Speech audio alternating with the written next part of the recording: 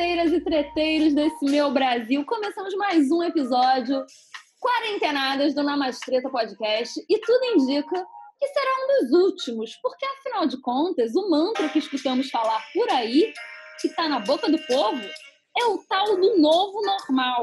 E novo normal é o que a gente vai tratar no episódio de hoje. Afinal de contas, o que significa esse novo normal? Estamos preparados para o novo normal? O que esse normal tem de novo? E o que ele tem de antigo? Será que são as mesmas velhas novidades de sempre? O que vocês acham sobre isso, minhas queridas amigas Beatriz e Melissa, quarentenadas, cada uma na sua residência ainda? Alguém aí quer explodir o novo normal? Alguém não aguenta mais a expressão novo normal? Porque, tipo, dá uma coisa assim, eu já meio que não aguento mais essa expressão novo normal, mano. Tá com ranço? Tô começando a ficar com ranço. Porque virou uma coisa onipresente, assim, do novo normal, o novo normal. E, na verdade, ninguém sabe o que é o novo normal. É só, tipo... Porque acho que esse negócio do novo normal, né, começou quando as pessoas começaram a falar quando que a gente vai voltar ao normal, pensando quando a gente vai voltar ao normal, e aí algumas pessoas começaram a falar, bom, mas o normal era o problema, né? O que levou, uma das razões pelas quais a gente está nessa situação é que o normal era uma bosta. E que então não fazia sentido voltar para o normal, porque o normal não era o problema. Mas... E aí parece que o novo normal é uma daquelas expressões prontas, feitas, que você se agarra com unhas e dentes e não para pensar 1 centímetro do que significa por trás de uma frase feita, né? Tem algo de coach messiânico no termo novo normal, né?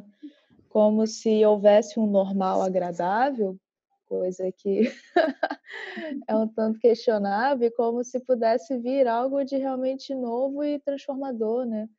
Considerando que, no mais das vezes, a coletividade não tende à transformação, mas à permanência, e quando ocorre, se dá de uma forma violenta, e é mais ou menos o que a gente está vivendo, há, de alguma forma, uma esperança de que as coisas mudem, né? A partir de algo tão drástico e tão sofrido quanto essa pandemia, mas expectativas estão sendo frustradas. E a gente vai falar sobre tudo isso ao longo desse episódio, né?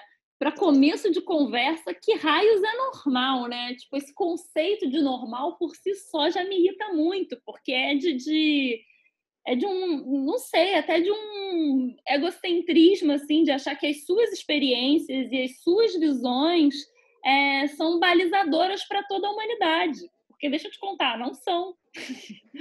Sabe? Tipo, a sua experiência e a sua visão é única. Não tem como ela ser balizadora para todo mundo. Não tem como o que você entende por normal ser o normal da coletividade, né? Essa coisa do normal, né? Acho que o normal é uma noção em si mesma negativa, né? Que primeiro, ela define muito mais o que não é normal do que o que é, né? Define muito mais um fora do que um dentro. Então, historicamente, o normal se refere para dizer o que não é normal, né? A loucura, a homossexualidade, enfim, tudo que não tem forma, né, e que não cabe dentro dessa forma normativa. Mas ela é muito mais para designar esse fora, né? Esse fora que é meio indiscernível, assim, e que é justamente angustiante, né? A angústia é essa coisa que não tem forma. Então, na verdade, a gente fala acho que a gente fala muito essa expressão novo normal, pensando justamente no que não vai ser, né? Talvez não vai ser mais normal se abraçar e se aglomerar. Mas o que vai ser normal? A verdade é que a gente não sabe. Né? E que existem, como você falou, muitas realidades diferentes, muitos normais, né? América Latina, Europa, está vivendo essa pandemia de formas completamente diferentes, né? Sim, e há um fundo de moralidade no conceito de normal, né? O normal que seria o mediano, que seria o aceitável, Mas a gente pode pensar no normal também como a rotina, né? E não é porque algo é rotineiro que é bom ou que é normal, mas é algo que é repetido. Então, acho que me parece que o novo normal na prática se trata muito mais de uma nova rotina do que talvez de uma revisão dos nossos parâmetros morais acerca do que seria ou não moralidade. Eu não sinto tanto, moralidade não, perdão, normalidade. Eu não sinto tanto muita reflexão acerca do que a gente entende como normal ou não, e que agora a gente pode revisitar, mas muito questão de rotina. Então todo mundo pensa, então agora eu vou trabalhar mais em casa. Agora eu não vou mais abraçar. Isso são atitudes, não são estruturas morais, não são julgamentos.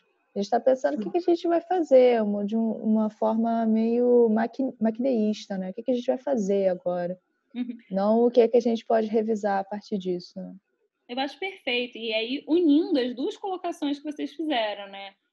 Normal é o que cabe, anormal é o que não cabe. E o novo normal não está revisitando esse espaço, o espaço do que cabe e do que não cabe mais, revendo isso. Ele está falando sobre uma nova rotina, como fazer as mesmas coisas de sempre de uma forma ligeiramente diferente, justamente para que não tenha uma revisão profunda do que não cabe mais, né? E aí eu acho que a gente está falando muito de fora, mas eu quero botar o dedo na ferida, gente. Nesse episódio, eu quero que a gente pegue, que nem aquela frasezinha velha da minha avó, de que quando você aponta um dedo para João, tem outros 3 apontando para você. Então vamos pegar esses 3 e apontar um para cada uma de nós, entendeu? E falar sobre expectativas versus realidade do que a gente tinha para essa pandemia. Porque é o que eu sempre falo, minha gente, crie unicórnios, mas não crie expectativas. Porque eu vou te dizer coisinha ruim de se criar essa tal de expectativa. O que vocês acham, meninas? O que vocês esperavam desse momento e como é que está sendo essa expectativa que vocês criaram lá no começo da pandemia para a realidade dessa raba de cometa da pandemia que a gente está vivendo hoje? A primeira expectativa que eu criei é que a quarentena ia durar um mês, né? Que já foi assim, um mês no máximo. Como eu já tinha visto no tarô aqui até setembro, no baixo, essa expectativa eu não criei. Por enquanto, a previsão tá se afigurando adequado. Nossa, eu super criei essa expectativa. Mas eu acho que a gente criou muito essa expectativa também, e aí, falando coletivamente, escorregando também, já apontar o dedo para mim, mas a expectativa do apocalipse, né? A gente ainda está muito na expectativa do apocalipse, justamente dessa coisa de um grande evento que vai mudar a humanidade. E, de alguma forma, eu acho que sim, a pandemia vai mudar muitas coisas. Mas é o que a gente falou também lá nos primeiros episódios da quarentena. Qual vai ser o rumo dessa mudança? Não está determinado, né? E aí que eu acho que a gente fica muito nesse lugar, talvez, de esperar essa grande mudança, porque a gente tem realmente dificuldade de fazer a nossa mudança interna, né? Então, esse é o lance. E eu acho que, e aí falando de mim, para mim, está sendo, e eu acho que também é difícil a gente falar, porque ainda está acontecendo, né? Tipo, o que você aprendeu, o que você não aprendeu, eu ainda estou aprendendo, porque ainda está acontecendo e, enfim, é um processo, acho que talvez vai precisar de um certo distanciamento para a gente conseguir entender, mas para mim foi bem profundo de olhar para dentro, assim,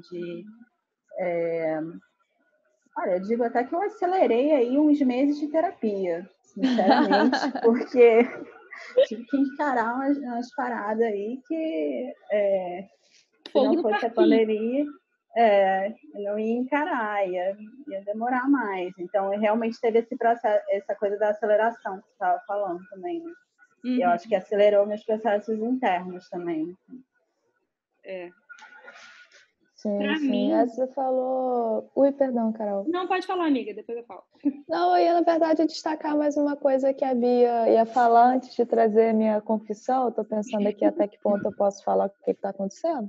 E, e reforçar essa ideia, né, de como criou-se essa expectativa de que a pandemia, para quem pode vivê-la de uma forma mais confortável, ia por si só dar um jeito em várias coisas, né? Essa esperança numa força que vem de fora, numa força divina ou parental, né?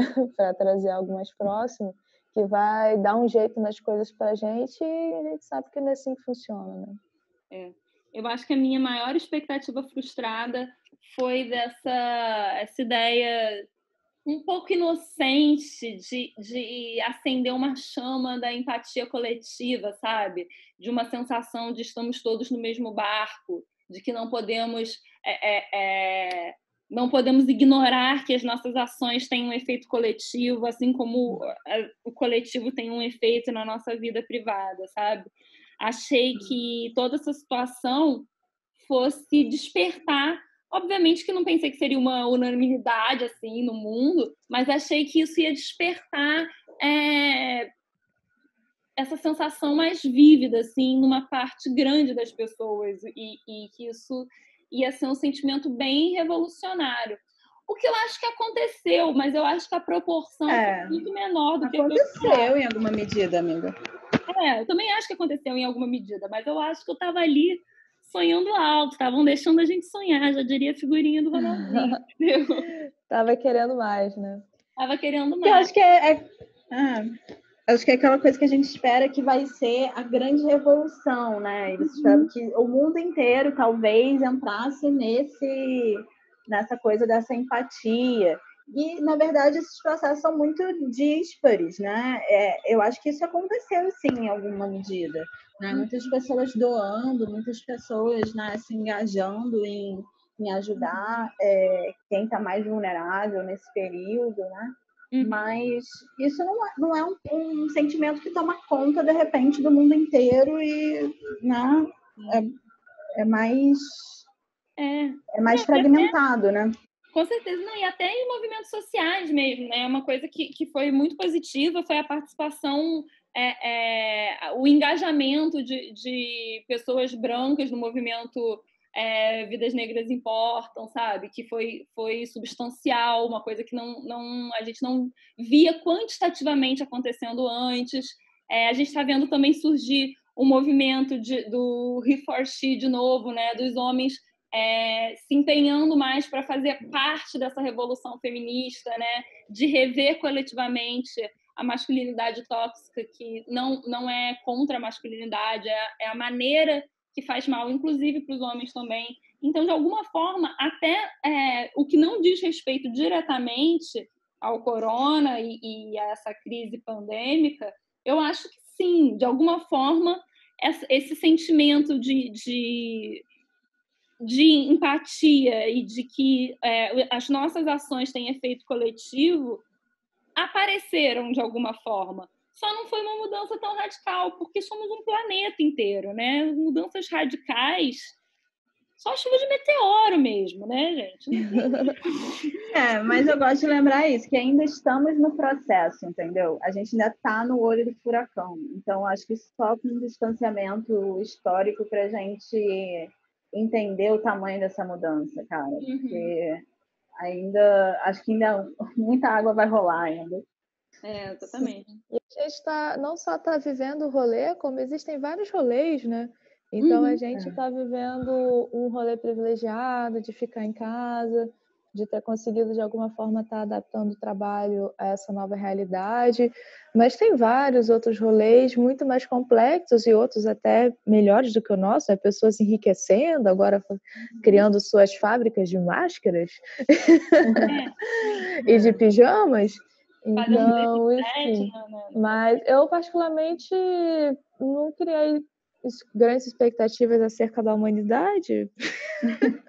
Que você nunca teve, né, amiga? Não é do meu feitio, mas... Entendeu? Ela não cria expectativas com a humanidade. Isso daí fica uma dica para vocês, coleguinhas. Deixa criar para os seus filhos de 13 anos lerem que vão ser pessoas que não criam expectativas. Criam unicórnios, mas não criam expectativas. Não, mas eu não criei com a humanidade, mas criei comigo mesmo, né? Obviamente. Algum unicórnio tem que ser criado aí, porque eles são bonitinhos, no final das contas. Assim, é claro que eu esperava transformações também, ficar naquele esquema, nada vai mudar também. Impossível nada mudar, mas achar que tudo vai mudar também não. Então, eu não criei muitas expectativas acerca do mundo e queria ver o que ia acontecer. E realmente a gente tem um saldo positivo para extrair, da mesma forma que o negativo, vida que segue. E individualmente, eu esperava que eu tivesse mais tempo. Como se o tempo fosse uma entidade que estava sendo roubada, né, por alguma coisa. E não, né? O tempo continua o mesmo, a Terra não passou a rodar mais devagar depois da pandemia. Então, esse enfrentamento de como está administrando o tempo, de como eu roubo o meu próprio tempo, para mim uma grande questão, e imagino que para muitas pessoas também, que pensavam, agora então eu não vou precisar sair tanto para ir para trabalho, não vou sair tanto de casa, agora eu vou ter tempo para fazer tudo que eu queria. E não. Então está tendo esse enfrentamento com o tempo, com essa relação do tempo interno com o tempo externo, está sendo uma grande mudança, e não vou chegar aqui para contar louros, porque eu não me sinto muito bem sucedida nesse diálogo. Mas seguimos. É um processo. Para mim, individualmente, eu acho que algumas mudanças. Essa do ritmo foi logo a primeira, assim. Eu já estava sentindo um descompasso do meu ritmo externo com o meu ritmo interno, né? E a pandemia me deu essa oportunidade de talvez tentar sincronizar um pouco mais os dois. Nisso eu acho que eu fui bem sucedida no começo, mas aí conforme as obrigações, porque a pandemia teve isso, né? Teve essa mudança de prioridades. De repente as prioridades se inverteram, e aí eu pude honrar um pouco mais o meu ritmo interno no meu ritmo externo. Eu consegui essa liberdade, né? Para mim me deu muita liberdade ficar presa em casa. Por mais paradoxal que isso possa parecer, eu descobri uma nova liberdade, eu me senti muito segura para experimentar os meus próprios processos dentro da minha casa. Foi como se a minha vida interior tivesse crescido de espaço para dentro, não só dentro de mim, do meu corpo, mas da minha casa. Então, da porta para fora eu ia para o mundo, mas agora dentro da minha casa, no espaço seguro para eu existir. E isso para mim foi uma novidade. Então, isso foi muito bom. E também concordo com o Biaí de que isso foi por mais que o meu ritmo externo tenha desacelerado para combinar com o meu ritmo interno de autoanálise, de processo analítico na terapia online, menina do céu, que foi um vucu-vucu muito doido. Abriu a porteira. Só tapa na cara. Tô eu aqui boladíssima após a análise. Verdade difícil de engolir, cara. Não, realmente para mim foi um momento de virada muito grande, assim. E algo que eu percebi que já estava sendo construído há muito tempo antes da pandemia, mas que a pandemia conseguiu me deixar priorizar isso que eu já sentia essa necessidade de parir, né? Mas é um parto eterno, menina. É um trabalho de parto que não tem fim. Segura na mão da deusa, porque Jesus amado é um tal de contrair, expandir, contrair, expandir, contrair, expandir, que toma no cu, é cansativo demais. Mas essa é a dinâmica da vida, né, cara? Nisso que a gente fica mais obrigado a ficar no espaço interno, a gente vê que talvez boa parte do movimento que incomodava não era o movimento de fora, mas é o movimento de dentro. E não que isso precise ser um incômodo, né? Mas a gente vai conhecendo essas contrações e aprendendo a dançar com elas. E vamos lá, o que mudou e o que permanece o mesmo? Vamos aí, cada uma fala uma coisa que mudou e uma coisa que permaneceu igual na sua vidinha, ou então no mundo lá fora que vocês perceberam. Meu Deus, não sei. Eu só lembro das pessoas no Leblon, entendeu? Que me dá um pouco de agonia. Aquela cena, né, que reabriu e essa coisa quando a gente fala essa coisa do normal, né? E todo mundo se aglomerando como se nada tivesse acontecido. Então, naquele momento você fala, realmente, assim, será que mudou alguma coisa, né? Mas é isso, eu acho que o distanciamento histórico a gente precisa ter para tentar analisar. Agora, na minha vida, não sei, tô nervosa aqui. Passo para Mel, porque não Que consigo isso, parceira? Ninguém quer responder. Cara, assim, a principal mudança foi o trato social mesmo, né? De tipo, não tá vendo ninguém. Eu não vejo ninguém conhecido na cidade do Rio de Janeiro desde do pós-carnaval. Carnaval foi o último momento que eu vi pessoas conhecidas no Rio. Não vi mais depois disso. Então, essa falta de contato pessoal é uma mudança muito drástica que vai se perpetuar ainda aqui no volume diminuído durante certo tempo, né? E acho que mudança positiva, cara, eu acho que foi mais uma descoberta minha de tá acessando emoções por meio do corpo. Que era uma coisa que eu já fazia, só que de uma forma mais mecânica, mais exigente e violenta. E estou aprendendo a fazer de uma forma mais plástica e acolhedora. Isso para mim foi realmente uma descoberta positiva. Você deixou o seu relacionamento abusivo com o seu corpo, amiga? Rolou Amada, a gente está tendo constantes DRs, a gente está conversando, tentando salvar a relação, porque não é assim também, né? Não vou abandonar a minha yoga em minhas metas de pedalar 200 quilômetros. Mas vamos tentar fazer isso mais devagarzinho, né? Tá melhorando, gente. Minhas lesões estão melhorando muito agora na pandemia. Eu tô super feliz com isso. Olha só.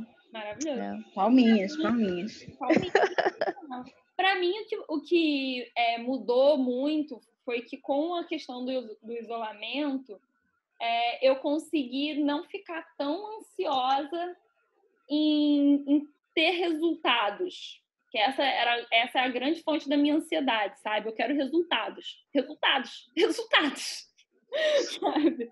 Eu estou fazendo trabalhos, eu quero resultados. E aí é um pouco, me senti um pouco desmunida de resultados para ir para o mundo. Então, essa minha relação de exigência comigo mesma também mudou um pouco, sabe? Priorizar os meus tempos, os meus processos. Se hoje eu não quero fazer nada, eu não vou fazer nada mesmo, sabe? E tá tudo bem, dentro do plano geral tá tudo certo. Não me apegar tanto aos meus planos maravilhosos, né? Porque a vida olha para os meus planos maravilhosos e fala: que lindo que você fez esses planos. Agora limpa a bunda com eles, porque não me importa. Então também esse desapego, eu acho que foi um grande aprendizado aí para mim nessa quarentena. E o que permaneceu, na verdade, foi que foi justamente as minhas relações, assim, sabe? Eu descobri que eu tinha o que eu já suspeitava. Eu tenho um ótimo dedo para relações. Eu escolho boas relações que se modificam de acordo com as circunstâncias, evidentemente, mas que permanecem, sabe? Que tem uma base afetiva forte. Então, eu não me surpreendi negativamente. Eu confirmei que eu já sabia, que eu escolho muito bem as pessoas com quem eu me relaciono, sabe? E isso inclui vocês! Oh, que fofo! Na Mastreta firme e forte na quarentena. Exatamente. Dentro e fora do ar. Dentro e fora do ar, exatamente. Vocês não sabem de nada. Quando a gente termina o episódio, a gente continua fofocando a Vera. Sim. Mas vocês acham que a gente se adaptou mais rápido do que a gente esperava? Porque tem isso, né? O ser humano se adapta com uma facilidade incrível à merda, a coisas que ele não deveria se adaptar, né? A gente deveria modificar as coisas que estão erradas e não se adaptar ao erro, né? O famoso meu chuveiro quebrou, mas em vez de eu mandar consertar ou de eu dar um jeito de consertar, eu faço uma gambiarra, dou 3 pulinhos, amarro um troço nele e tem que pegar uma chave de fenda toda vez que eu quiser ligar a água. E aí isso vira normal, isso vira o novo normal. Total. Eu achei que a gente se adaptou mais rápido do que o esperado, assim. E essa coisa online, né? Eu achei que a gente ia... Eu sinto ainda muita falta das coisas presenciais, mas Eu acho que muita gente vai continuar fazendo várias coisas que não fazia antes online, mesmo quando voltar e puder fazer presencialmente, vai acabar fazendo online, sabe? E isso tem seus lados positivos e negativos, assim. Tipo, o atendimento que eu faço astrológico online já era mais online do que presencial, agora está totalmente online e, assim, tá fluindo muito bem online. E aí eu até me pergunto se depois eu vou voltar a ter a opção presencial, será que não? Porque envolve um custo, né? Também a coisa presencial e eu tendo a achar que sim, porque eu quero ter o contato pessoal com as pessoas, voltar a ter o contato pessoal, mas a gente está vendo que em vários outros trabalhos também, empresas vão levar os seus funcionários, vão continuar com seus funcionários home office, justamente pela questão do custo, né? Então, acho que a gente nesse ponto se adaptou, coisas vão ficar aí, muita coisa online que se tornou online na pandemia vai ficar, assim. Total. Sim, certamente. A gente deu o nosso jeito, né? É o que a gente faz de melhor no Brasil, mas também, de um modo geral, não aderimos tão bem assim à quarentena. Eu acho que isso facilita um pouco esse processo de adaptação, né? A gente sabe que a gente não faz quarentena muito bem, né? Gosta de usar a máscara pendurada na orelha, no pescoço, né? Ou nem usar para quê? Então, acho que tem esse sentido também, né? A gente não ter sentido, de um modo geral, com tanta força as restrições que deveriam ter sido feitas para a gente evitar esse volume bizarro de contaminação que a gente tem. E aí você trouxe uma coisa boa da gente conversar, que é a questão do home office, né, gente? Porque eu acho que a gente eu acho que a pandemia foi um grande acelerador de processos. Tanto de processos internos, emocionais e tudo mais, quanto de processos coletivos dessa mudança. Talvez ela não tenha quebrado a antiga era, a antiga ordem mundial, como a gente tinha expectativa no começo.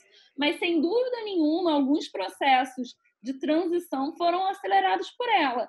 E eu acho que talvez o mais palpável deles seja as relações de trabalho. A questão da uberização do trabalho, da pejotização do trabalho, já estava acontecendo antes da pandemia, mas ela foi acelerada pela pandemia e acelerada por essa grande velha novidade, né? São as mesmas novidades de sempre, não é nada novo, que é o home office, que também já estava surgindo e que agora tomou conta, né? Sim, mas como a gente falou, uma realidade muito diversa, né? Que a gente tem, principalmente no Brasil, assim, o home office pode ser uma ótima experiência para algumas pessoas e uma péssima experiência para outras, assim. Depende muito se você mora sozinho, com quem você mora, se você tem realmente um cômodo só para você ou não. Então, é muito... assim, no Brasil, a maioria das pessoas, né, eu acho, não tem essa facilidade. Então, home office é o paraíso e o inferno no mesmo para diferentes pessoas, né? Então, é uma realidade complicada, mas que tende a se intensificar. Sim, certamente. E é uma atividade que também fica mais restrita àquelas de cunho intelectual, né? Então, muitas atividades presenciais e de força, né? Força humana, trabalho humano, bruto, não pararam, né, na pandemia, tiveram que continuar. Então, também tem um aspecto mais elitizado, né, desse processo de home office, considerando a realidade brasileira. E o que me preocupa, assim, dentro, né, dessas pessoas que estão podendo experimentar essa forma de trabalho é a questão mental, né? Porque a rotina de trabalho, ela preenche boa parte do tempo, boa parte das relações, né? Como que vai ser não ter mais aquele convívio social, estar mais em casa? Para quem mora sozinho, fica mais sozinho. Para quem mora com outras pessoas, está convivendo ainda mais com elas. E a gente sabe que tem muitos lares com estruturas relacionais abusivas. Então, assim, tem questões delicadas, né, que entram mais nesse campo do bem-estar psíquico, que eu acho que não costumam ser consideradas de modo geral, né? O pessoal pensa, agora eu vou ter mais liberdade, vou ter mais tempo, ou danou-se, agora eu vou ter que trabalhar o dia inteiro mesmo, e acabo esquecendo um pouco de também estar tendo esse olhar acerca do bem-estar psíquico. E mais do que isso, eu acho que é uma questão de escolha, né? Home office tem coisas boas e tem coisas ruins, como qualquer outra coisa na vida. Quando você escolhe fazer o home office, porque combina com a sua personalidade, com a sua maneira de lidar com o trabalho, porque cabe para você, maravilha. O problema é que muitas pessoas estão no home office compulsório, sabe? E vai permanecer assim muitas vezes. Pessoas que não têm a intenção nem a possibilidade de trabalhar em home office, que vão ter que dar seu jeito, porque é parte do novo normal. E aí, puxando novamente o link do novo normal para um plural, para os novos normais, né? Porque essa pandemia aconteceu de formas diferentes em diferentes lugares do mundo. Essa sensação também que eu tinha de que íamos sentir que estávamos todos no mesmo barco, também não é bem assim, porque só pelas diferenças culturais dos países já seria um quadro muito diferente. Mas a maneira como a gente lidou com a crise desde o começo em cada país fez com que agora esse novo normal fosse muito diferente para diferentes lugares do mundo. E a gente não está na melhor posição aí desse ranking mundial. E para provar isso, a gente tem o depoimento de duas pessoas muito especiais, da Thaísa, que está na Europa, está na Alemanha, que vai contar um pouquinho para a gente de como que está por lá, e da Fernanda, que está nos Estados Unidos, em Nova York, que vai contar também um pouquinho para a gente de como está lá. Vamos escutar o que a Thaísa tem para contar para a gente? Olá, Namastreta. Aqui quem fala é a Thaísa Toledo. Vocês me conhecem muito bem e, como sabem, eu estou morando aqui em Berlim, na Alemanha. Eu estou passando por aqui para dar um pouquinho da minha experiência, contar um pouquinho da minha experiência durante o Covid. Bom, de dezembro a março eu estava no Brasil e a primeira vez que eu ouvi falar sobre o corona eu estava então aí e, bom, não tinha nenhum caso, então eu estava tranquila de estar no Brasil junto à minha família e tudo mais. No meio de março eu vim para cá, para a Alemanha. Eu já trouxe máscara e luva, mas nem cheguei a usar no aeroporto nem nada. E tava todo mundo já bem, como é que fala, receoso assim no aeroporto e nos voos. E tinha algumas pessoas já usando máscara. Uma semana depois que eu cheguei em Berlim, começou o lockdown. E daí de Berlim até o fim de maio, eu fiquei realmente trancada em casa. Eu não estava fazendo nada, além de ir no supermercado e, bom, ficar na internet. E eu acho que foi um dos períodos mais difíceis da minha vida. Eu sei que vocês ainda estão passando muito por isso, aqui já deu uma melhorada, eu vou falar sobre. Mas de março até o fim de maio foi bem difícil. Eu só ia realmente no supermercado e via poucas pessoas durante a semana, sempre as mesmas pessoas, poucos amigos que moram perto de mim. Coisas que eu podia fazer andando, né? No supermercado a gente sempre usa máscara, se tiver que pegar algum transporte público tem que usar máscara também. Fora isso, está muito mais tranquilo.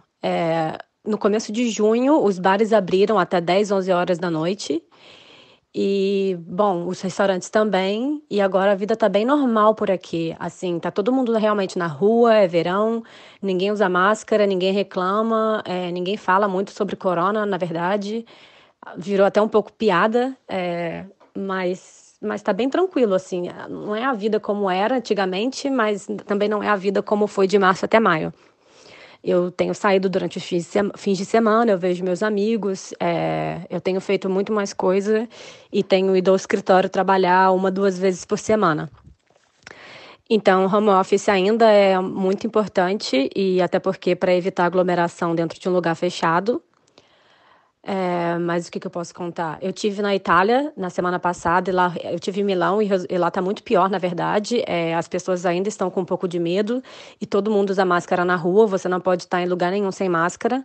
Eu usava máscara dentro do hotel, usava máscara na rua, só realmente quando você senta no restaurante que você tira quando você senta na mesa, porque você vai comer e consumir, né? Então essa é a ideia, mas eu acho que varia um pouco ainda a situação dependendo do país e dependendo da cidade. Mas, bom, esse é o meu parecer. Espero que a situação melhore no Brasil mais cedo do que mais tarde. Todo mundo continuando em casa ajuda a diminuir os casos, eu acredito nisso. E, bom, lavar as mãos, álcool em gel, usar máscara, manter a máscara limpa. E cada um cuidando de si, a gente cuida um pouquinho do próximo. Então, eu acho que eu posso ter dado uma ideia para vocês. E é isso. Um bom dia para todos. Um beijo. Obrigada, Thaísa, pelo seu depoimento, por lembrar para a gente que as coisas estão acontecendo de forma bem diferente na Europa. E do depoimento da Thaísa, o que me chamou bastante atenção foi que agora eles já conseguem fazer piada disso, né? E aí eu acho ótimo pensar que quando a gente consegue fazer um pouco de sacrifício no começo e ser duro com o isolamento social e tudo mais, e pegar um problema do começo, quando a gente passa pelo sufoco, a gente consegue aliviar e fazer piada. Mas o brasileiro, ele fez piada desde o começo. E agora nós somos a piada. The joke is on us. Não vamos nem entrar nisso, que me dá uma depressão, Bate a bad. Bate a bad, gente. Total. Mas olha, tem gente que tá pior do que a gente. Os Estados Unidos é o único país que ainda tá pior do que o Brasil. É bem verdade que o Brasil está se esforçando para superar os Estados Unidos? Sim, mas os Estados Unidos ainda estão lá no topo da curva. Vamos ver o que a Fernanda disse pra gente sobre como que tá lá em Nova Jersey. Essa área de Nova York, Nova Jersey, já está em processo de abertura há alguns meses. Máscara, né, o tempo todo na rua, até porque no estado de Nova Jersey é mandatório. Fila para o mercado sempre, então fazer compras de mercado virou, né, um processo longo. Aqui, verão agora, nos Estados Unidos, especialmente nessa área aqui do norte, como faz muito frio durante boa parte do ano, o verão é um período bem catártico para as pessoas vão, né, pegar sol e ficam fora, assim, loucamente. E, infelizmente, as pessoas têm ido muito, muito à praia. Eu vi uma foto desse final de semana da praia, a praia lotada.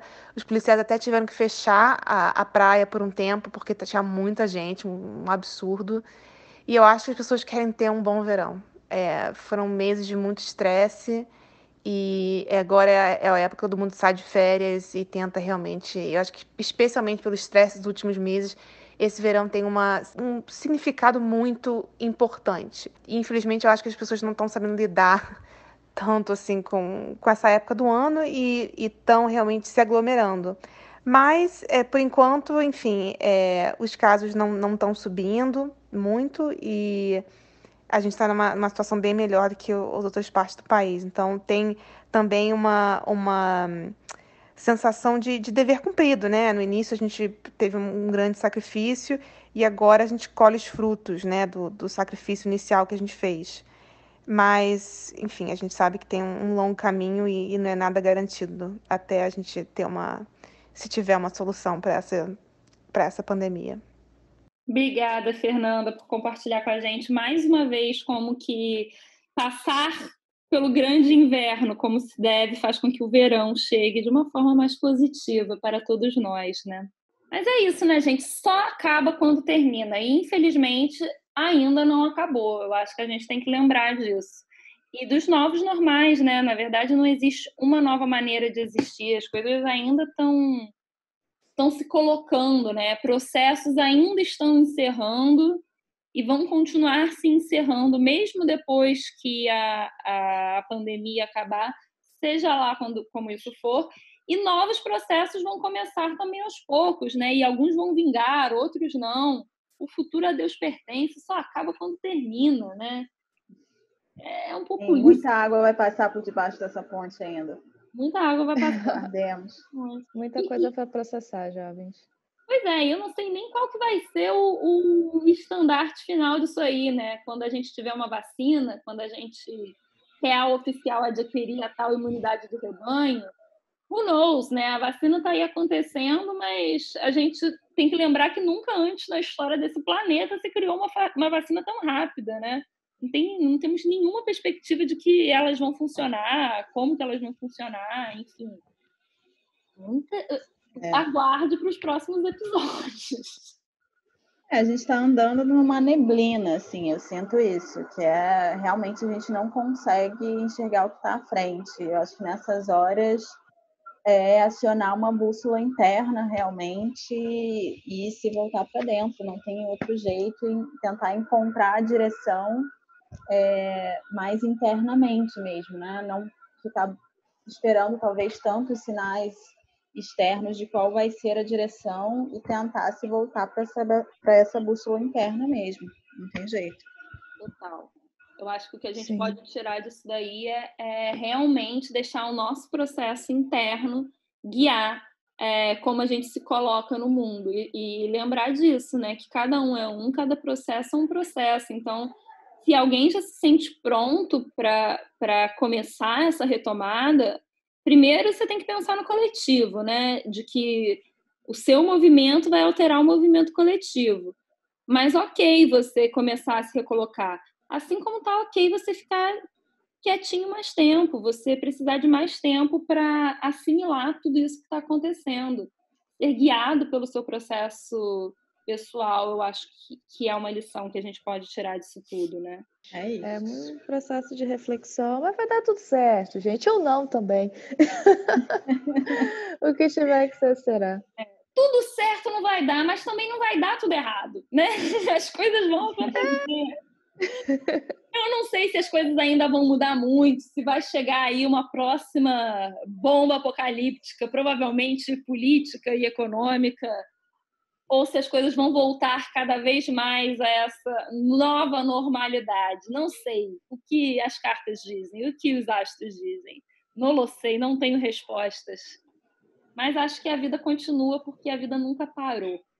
Acho que é meio por aí. É isso. Sim. Vamos em frente.